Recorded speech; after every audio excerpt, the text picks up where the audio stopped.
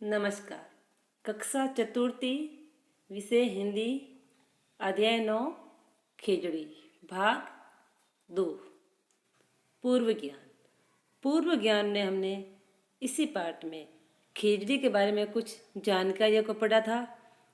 खिचड़ी में ये कहा गया है, मुर्दे माई थने नमे, सब ढाणी मजरा गांव खिचड़ी। यानी खिचड़ी को मुरधर में यानी राजस्थान की रेतीली धरती के ढाणी, मजरे और गांव के सभी लोग खिचड़ी को नमस्कार करते हैं और उसकी महिमा की व्याख्या करते हैं और खिचड़ी को कहते हैं कि हे खिचड़ी, तू धन्य है, तेरी छाया धन्य है और तू अकेली ही अपनी मस्ती में खड़ी है। खिचड़ी के साथी हैं कैर, बेर के पेड़, झाड़ी, ये सब उनके साथी हैं। और खिचड़ी से ये सारे सवाल किए जाते हैं कि उनको समझ में नहीं आता है कि ये जो खिचड़ी है वो रेतीले धरों में कैसे जीवित रहते हैं, क्योंकि ये रेतीले धरों में दूर दूर तक न तो पानी का कोई जगह मालूम है, न समय पर वहाँ बारिश होती है। तो कम पानी में भी खिचड़ी किस तरह वहाँ रेतीले धरों में रहती होगी। और 12 महीने इसके बावजूद 12 महीने भी खिचड़ी हरी भरी रहती है। इसलिए खिचड़ी को बार बार नमस्कार करते हैं और खिचड़ी को कहते हैं, हे खिचड़ी, तू धन्य है, तेरी छाया धन्य है। और साथ में ये भी कहते हैं कि खिचड़ी के आसपास हिरण है, वो कुलांचे भरते हैं। मोर, कमेड़ी, चिड़िया, गरुड़ आदि पक्षी बोलते हैं और गोडावण के पक्षी के जोड़े भी घूमते हैं। तो ये सारी जानकारी हमने पढ़ी थी भाग 1 में। आगे हम पढ़ेंगे, कदे दाल पे कोयल कूके, करे कागला काँव खिचड़ी, ऊँट पातड़ा खा अरडावे, धन धन थारी छाँव खिचड़ी, सियाड़ो और उनाड़ो झेले, आंधी और डूंगटसू खेले, लूरी लपटा लावे लेवे, परंतु अब तक कोनी केवे। यानी कदे दाल पे कोयल कूके। इसमें कहते हैं खिचड़ी से कि खिचड़ी कभी दाल पे कोयल कूकती है, कोयल दाल पे को कूकती है। और कभी जो कौवा है वो कौवा भी काँव काँव करता है। और साथ में जो ऊँट है वो ऊँट तेरे पत्ते खाकर अरड़ाते हैं, यानी आवाज़ करते रहते हैं। तो कहते हैं डाली पर जब कोयल कूकती हैं, कभी कौवे काँव काँव करते हैं, कभी उसी पेड़ के पत्ते ऊँट खा के अरड़ाते हैं। इसलिए हे खिचड़ी, तू धन्य है, तेरी छाँव धन्य है। और साथ में ये भी कहा गया है कि हे खिचड़ी, तू कभी सर्दी और कभी गर्मी उन सब को तुम सहन करती है, तो कभी धूल भरी हवाओं से और रेत के गुबार से तू खेलती है। तेजी से चलती हुई लू की लपटे तुम्हारी बलैयाँ लेती है। यानी खिचड़ी को बार बार नमस्कार करती हैं, लाड़ लड़ाती हैं, पर तुम इतनी सहनशील हो कि इतनी गर्मी को झेलते हुए भी उफ तक नहीं करती है। इसलिए खिचड़ी से कहा गया कि सर्दी, गर्मी, ये सारी रुत जो खिचड़ी है वो सहन करती है। और साथ में जब रेगिस्तान के धोरों पे तेज आंधियाँ चलती है तो उन आंधियों को भी वो सहन करती है। खिचड़ी अपनी जगह पर अडिग खड़ी रहती है। तो ये धूल भरी आंधियों से खिचड़ी को कहते हैं कि वो उफ तक नहीं करती हैं और अपने स्थान पर वो खड़ी रहती हैं, सारे मौसम को वो सहन करती हैं। फिर मालो गारा जूता तक में, दाजन लागे पाँव खिचड़ी, पंथी रुक विश्राम करे हैं, धन धन थारी छाँव खिचड़ी।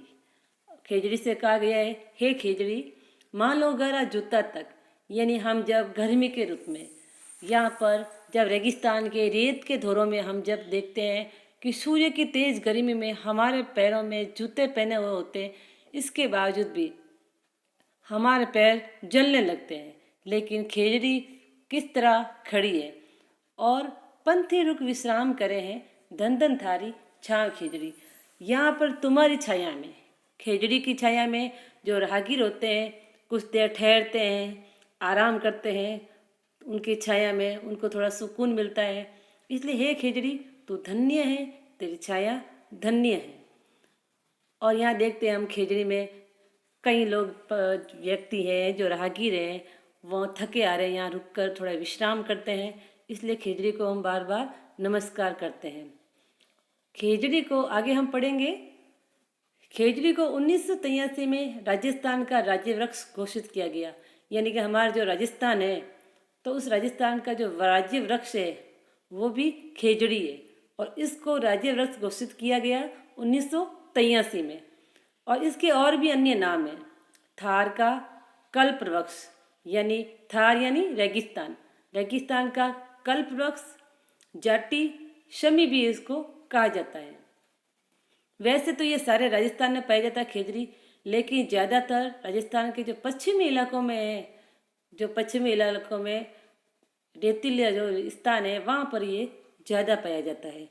इस विषय में हमें कहा गया है कि खेजड़ी को बचाने के लिए खेजड़ली गांव में हम देखेंगे वृक्ष को बचाने के लिए अमृता देवी नाम की जो महिला है, उन्होंने अपने प्राणों का बलिदान दे दिया था।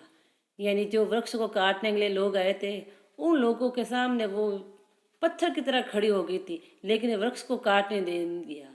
तो इस विषय में उसने अपना बलिदान दे दिया।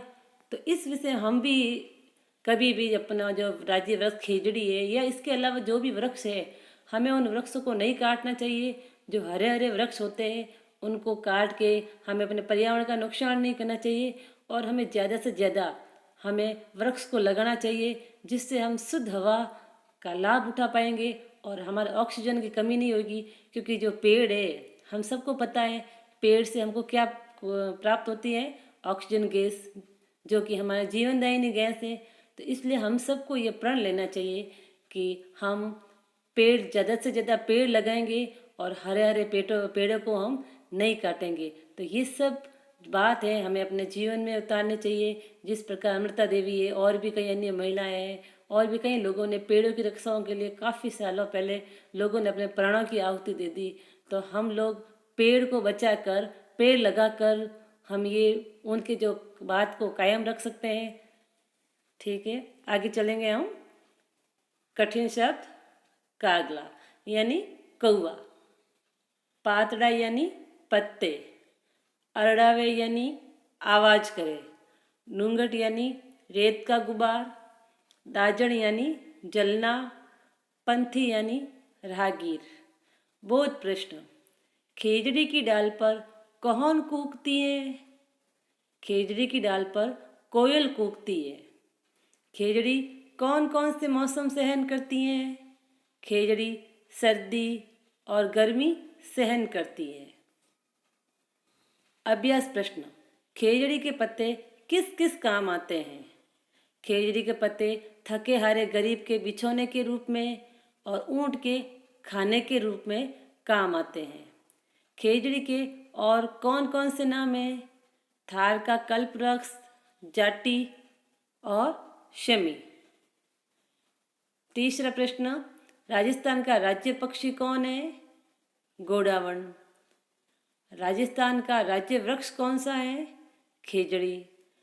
खेजड़ी को राज्य वृक्ष कब घोषित किया गया था? 1983 में। धन्यवाद।